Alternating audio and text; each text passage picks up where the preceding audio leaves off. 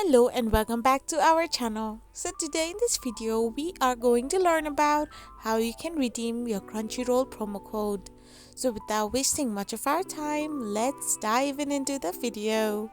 So first and foremost, all you need to do is simply tap open your Crunchyroll app.